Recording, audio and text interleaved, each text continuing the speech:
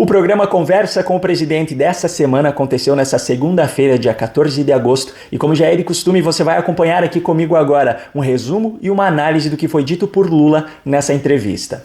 O primeiro trecho que eu separei aqui foi uma fala de Lula quando o assunto discutido era a Amazônia. Como justificativa para cobrar contribuições financeiras de outros países para destinar esse dinheiro à preservação da Amazônia, Lula disse isso. Olha, é muito simples compreender. Os países ricos tiveram a sua introdução na Revolução Industrial bem antes que o Brasil. Então, eles são responsáveis pela poluição do planeta muito antes de nós. Eles conseguiram derrubar todas as suas florestas muito antes de nós. Ficaram ricos assim. Então, agora o que eles têm que fazer é contribuir financeiramente para que os outros países possam se desenvolver. Nós não queremos ajuda, nós queremos um pagamento efetivo. É como se estivesse pagando uma coisa que eles devem à humanidade. Ok, só que voltando um pouquinho no tempo, no dia 31 de julho desse ano, ao sancionar o programa Escola em Tempo Integral, Lula dizia isso. Então o Brasil tudo é sempre muito atrasado. O voto da mulher demorou muito, a libertação dos escravos demorou muito, a independência demorou muito, a igualdade salarial entre mulher e homem só foi feita aqui agora, faz 20 dias atrás. Lembrando que essa história de igualdade salarial ter surgido só agora é mentira e eu já falei sobre isso em outro vídeo por aqui. Já existia há décadas uma lei que tratava sobre a igualdade salarial entre homens e mulheres que exercessem a mesma função. A Lei número 1723 de 1952, assinada por Getúlio Vargas. Mas voltando agora à discussão central, 15 dias atrás Lula criticava os atrasos do Brasil. Então o Brasil tudo é sempre muito atrasado. Beleza, seguindo essa linha de raciocínio, os países mais desenvolvidos deveriam ser então os exemplos que nós deveríamos seguir. Só que não, porque segundo o que ele disse hoje, esse desenvolvimento acelerado desses países gerou para eles uma dívida com a humanidade, que hoje deve ser paga a países mais atrasados, como é o caso do Brasil. Uma coisa que eles devem à humanidade. Percebe como não há uma linha de raciocínio lógica? É verdade. Percebe como, para Lula, o jogo é atacar absolutamente tudo o que não foi feito por ele ou pelo seu partido, independente do que seja? Porque quando se quer dar um golpe, se constrói uma narrativa. Primeiro para construir na mente das pessoas a ideia de que a mentira é verdade e a mentira se tornando verdade.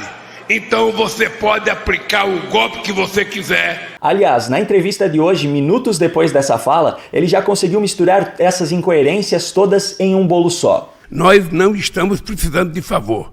Nós estamos precisando que vocês tenham uma nova visão sobre a contribuição que vocês têm que fazer como pagamento daquilo que vocês já fizeram ao planeta. Porque também a República Popular do Congo, e o Congo, a Indonésia, o Brasil, a Venezuela, todos os países têm o direito de se desenvolver. Todos nós queremos ter um padrão de vida do povo alemão. Claro. Todos nós queremos ter um padrão de vida do povo francês. Todos nós queremos ter um padrão de vida do povo sueco. Todos nós queremos ter também essa dívida com a humanidade. Olha, mas nós não temos. Nós não temos porque nós não crescemos economicamente e quando se cresceu nesse país, a gente não distribuiu corretamente. Criticou o passado do nosso país, até que ele se deu conta que ele foi presidente por 8 anos e que a companheira de partido dele, Dilma Rousseff, foi por mais 5. Aí ele resolveu ajustar um pouco a narrativa. Só veio distribuir corretamente quando nós tomamos a presidência em 2003, que nós conseguimos tirar 36 milhões da miséria absoluta e levar 40 milhões de pessoas a um padrão de classe média baixa. Essa parte aí não é verdade e eu já falei sobre isso em outro vídeo. O IPEA aponta que de 2002 a 2012, no Brasil foram 8,4 milhões de pessoas que saíram da linha da pobreza. Esses dados, inclusive, foram publicados em uma matéria pela Folha de São Paulo, lá em junho de 2014, quando a então candidata à reeleição Dilma Rousseff estava usando os mesmos argumentos na sua campanha. E a narrativa continuou, é claro, com ataques às gestões anteriores. Há um padrão de consumo de classe média, mas tudo isso acabou. Depois do golpe na Dilma e depois dos 4 anos do ex-presidente da República, tudo isso acabou. E isso agora é a narrativa utilizada para justificar esses 6 primeiros meses de governo com diversas promessas não cumpridas. Então nós tivemos que demorar 6 meses para recompor todas as nossas políticas de inclusão social, todas elas, e agora nós anunciamos o que vai acontecer nos próximos anos. Nos próximos anos é mãos à obra, é trabalho porque nós queremos cumprir as metas que nós estabelecemos no PAC. Agora sim, agora vai.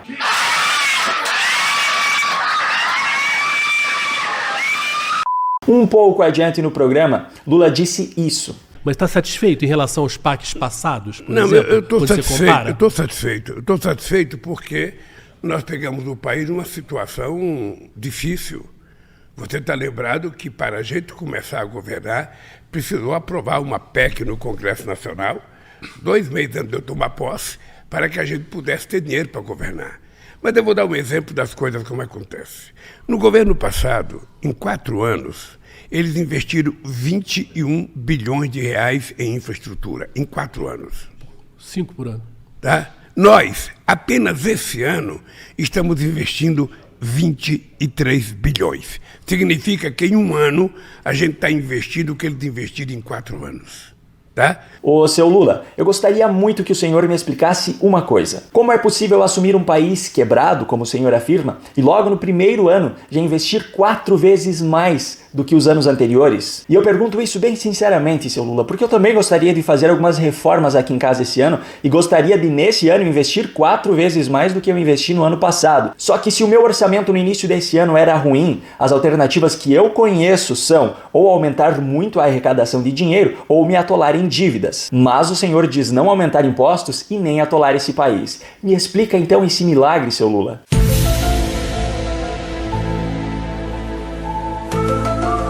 Mais adiante na entrevista, Lula explicou por que o Botafogo hoje é líder do Campeonato Brasileiro e principalmente por que os outros times não são.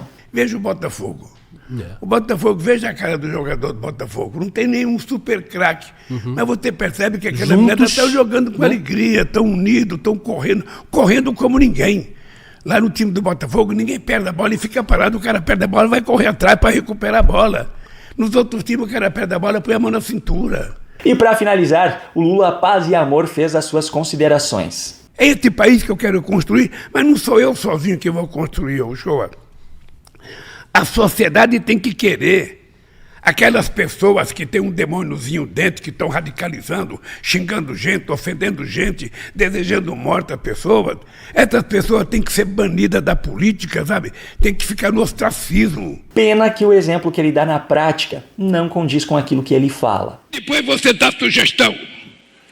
Agora é minha vez de falar.